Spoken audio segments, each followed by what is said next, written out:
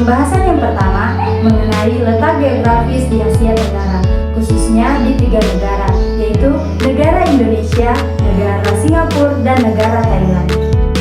Kondisi letak geografis di negara Indonesia. Secara geografis, Indonesia terletak di antara 2 benua dan 2 samudra, yaitu benua Asia dan benua Australia, Samudra Pasifik, dan Samudra Hindia. Indonesia merupakan negara maritim dan kepulauan terbesar di dunia dengan luas 1.916.862,20 km persegi dan jumlah pulau terbanyak 16.506 pulau pada tahun 2018. Letak astronomis negara Indonesia 6 derajat lintang utara sampai 11 derajat lintang selatan dan 95 derajat bujur timur sampai 141 derajat bujur timur. Letak Indonesia yang dilintasi oleh garis khatulistiwa membuat memiliki iklim tropis, curah hujan yang tinggi, dan suhu yang relatif hangat sepanjang tahun sehingga ideal bagi vegetasi hutan hujan tropis di Indonesia. Kondisi letak geografis di negara Singapura. Singapura merupakan negara yang terdiri dari sebuah pulau besar dan dikelilingi oleh sekitar 63 pulau kecil. Singapura berada di ujung semenanjung sekitar 137 km di atas garis ekuator. Letak astronomis negara Singapura 111 derajat lintang utara sampai 128 derajat lintang utara dan 138 derajat bujur timur sampai 145 derajat bujur timur, dan negara Singapura memiliki iklim tropis. Kondisi letak geografis di negara Thailand. Negara Thailand memiliki luas wilayah 513.120 km persegi dengan letak astronomis 6 derajat lintang utara sampai 21 derajat lintang utara dan 97 derajat bujur timur sampai 106 derajat bujur timur. Negara Thailand memiliki 3 musim, yaitu musim panas, musim hujan, dan musim dingin. Negara Thailand juga memiliki wilayah tanah yang sama dengan Spanyol atau Prancis dan terdiri dari 2 wilayah geografis yang luas. Bagian utama yang lebih besar di utara dan terluas semenanjung yang lebih kecil di selatan. Badan utama negara Thailand ini dikelilingi oleh negara Myanmar di barat, negara Laos di utara, dan di timur, Kamboja di tenggara, dan Teluk Thailand di selatan. Selanjutnya yang kedua, kondisi demografis bagian Asia Tenggara khususnya negara Indonesia, Singapura, dan Thailand. Yang pertama, negara Indonesia. Indonesia memiliki jumlah penduduk yang sangat besar, kurang lebih 262 juta jiwa. Dengan jumlah penduduk sebesar itu, Indonesia menempati urutan keempat negara dengan jumlah penduduk terbesar di dunia setelah Cina, India, dan Amerika Serikat. Penduduk Indonesia cukup beragam, terdiri dari berbagai budaya, ras, suku, bangsa, kepercayaan, agama, dan bahasa. Agama yang dianut yaitu agama Islam, Kristen, Katolik, Hindu, Buddha, dan Konghucu. Dan suku bangsa yang dianut yaitu suku Jawa, Sunda, Batak, Betawi, Madura, Minangkabau, Bugis, dan Melayu. Yang kedua, negara Singapura. Penduduk Singapura berjumlah 5.700.000 jiwa yang terdiri atas berbagai macam ras, antara lain Cina, India, dan Melayu. Agama yang dianut yaitu agama Buddha, Kristen, Islam, dan Hindu. Dan suku bangsa yang dianut yaitu Tionghoa, Melayu, dan India. Dalam keseharian, masyarakat Singapura sering menggunakan bahasa Inggris, Melayu, Mandarin, dan Tamil. Dan yang ketiga, negara Thailand. Negara Thailand adalah satu-satunya negara di ASEAN yang tidak pernah dijajah oleh bangsa asing, sehingga hampir seluruh penduduknya merupakan orang asli Thailand. Jumlah penduduk negara Thailand 68 juta jiwa, 75% diantaranya adalah penduduk asli orang Thailand dan 14% orang Cina dan sebagian kecil orang Vietnam, Muslim Melayu, serta Kamboja. Agama yang dianut yaitu agama Islam, Kristen, dan Buddha, dan suku bangsa yang dianut yaitu suku Thai dan Myanmar. Selanjutnya, nilai kultural di Asia Tenggara, khususnya di negara Indonesia, Singapura, dan Thailand.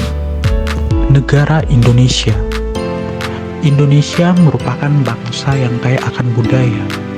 Penduduknya yang datang dari berbagai macam etnis dan latar belakang memberikan corak dan warna berbeda pada negeri ini.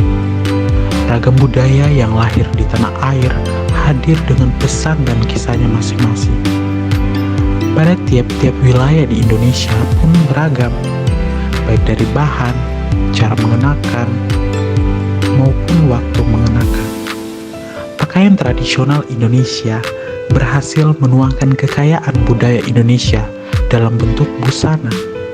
Nah, salah satu budaya pakaian tradisional Indonesia adalah batik, di mana proses membatik yaitu melukis menggunakan malap di atas kain katun dan sutra, membentuk pola yang menceritakan kisah dan budaya tiap-tiap wilayah. Ada juga kuliner khas Indonesia yang terkenal akan empuknya daging dan rasa yang meresap, yaitu masakan rendang. Proses memasak rendang yang membutuhkan waktu lama juga menambah nilai keunikan pada kuliner ini. Namun, dalam hal kuliner, Indonesia tidaklah kekurangan. Setiap wilayah memiliki masakan dengan cita rasa unik satu yang berbeda dengan masakan dari wilayah lainnya yang dituangkan dalam kreativitas kuliner masing-masing. Negara Singapura. Karena posisinya sebagai salah satu pusat perdagangan dunia, Singapura memiliki budaya yang beragam. Pemerintah menyubsidi beberapa lembaga dan acara seni meskipun tidak ada bentuk budaya yang secara khusus mempresentasikan Singapura. Nah, kelompok etnis yang berbeda memiliki tradisi artistik mereka sendiri. Generasi muda Singapura sendiri lebih tertarik pada berbagai bentuk seni kontemporer. Salah satu tradisi yang masih dilaksanakan adalah Hungry Ghost Festival, Ritual Waisak, dan Festival Thaipusam. Nah, makanan khas Singapura dipengaruhi oleh makanan India, Tiongkok, dan Melayu. Makanan khasnya seperti chili crab, fried carrot cake, Hokkien pau mie, kari kepala, ikan Singapura, kaya toast, laksa, nasi ayam, nasi lemak, rojak Singapura, dan roti canai. Yang terakhir ada negara Thailand. Budaya Thailand atau negara gajah putih menggabungkan kepercayaan dan karakter asli daerah.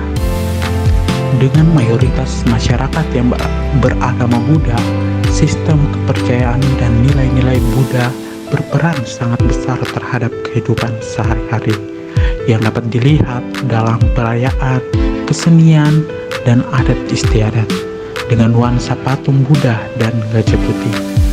Beberapa objek wisata andalannya berupa kuil-kuil dengan keunikan patung Buddha.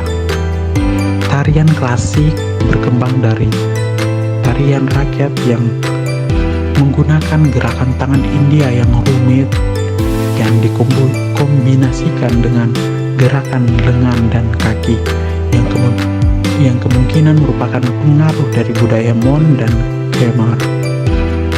Berbagai bentuk tarian termasuk drama tari topeng ditampilkan pada prasasti Batu Sukhothai. Baik, selanjutnya ada materi nilai sosial di negara Asia Tenggara, yaitu terdapat 3 negara. Pertama Indonesia, kedua Thailand, dan ketiga Singapura. Berikut penjelasannya. Yang pertama ada Indonesia. Indonesia dijuluki sebagai negara agraris, yaitu negara yang mayoritas penduduknya bermata pencarian di sektor pertanian, dan biasa juga disebut dengan negara maritim, yaitu negara maritim ini yang memiliki kekuatan yang berbasis di laut.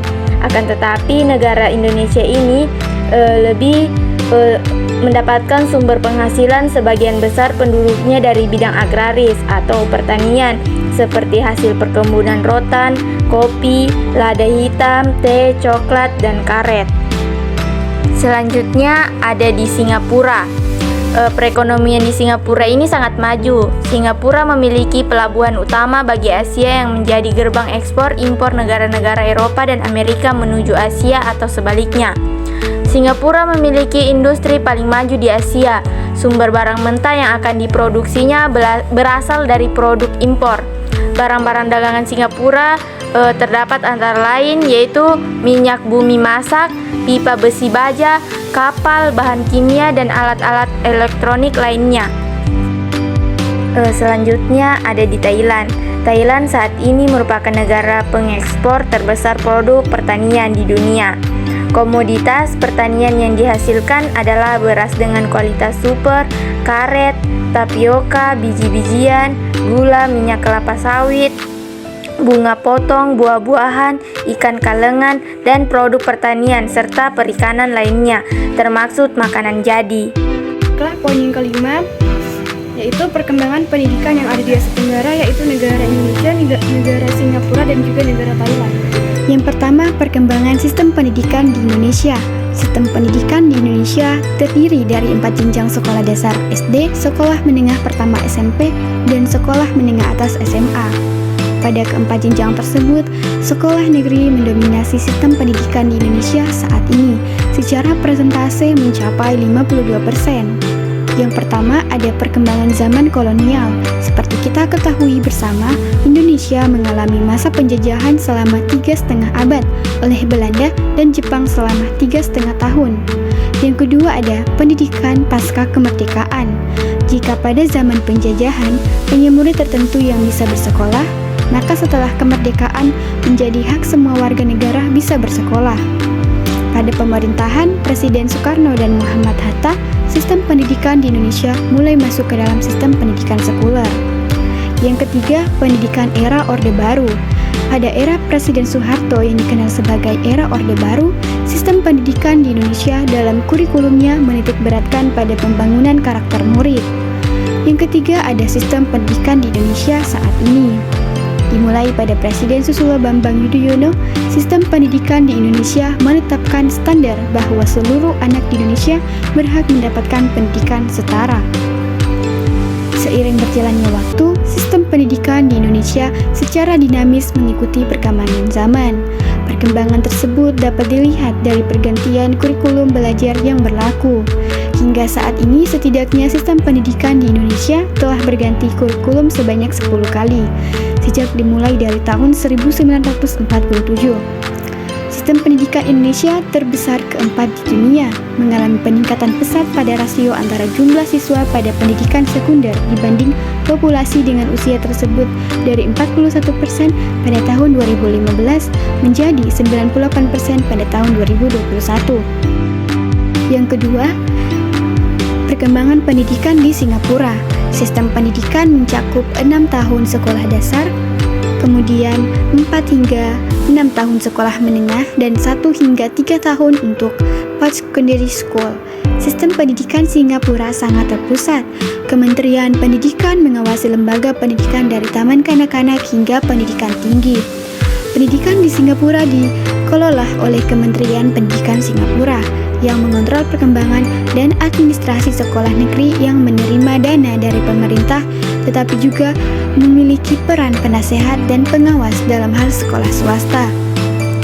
Pengajaran di Singapura terutama berfokus pada cakupan kurikulum, transmisi, pengetahuan faktual, dan prosedural, serta mempersiapkan siswa untuk ujian akhir semester dan ujian nasional yang berisiko tinggi.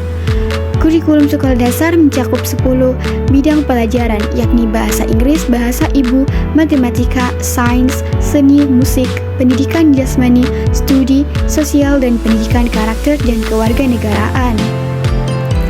Kementerian juga mengalokasikan dana untuk semua sekolah, menetapkan silabus mata pelajaran dan ujian nasional, mengawasi kredensial guru, mengelola sistem evaluasi dan promosi guru, dan tentunya mengangkat dan menugaskan kepala sekolah. Sistem pendidikan di Singapura memiliki sistem yang cukup efektif dan maju di antara negara di Asia Tenggara.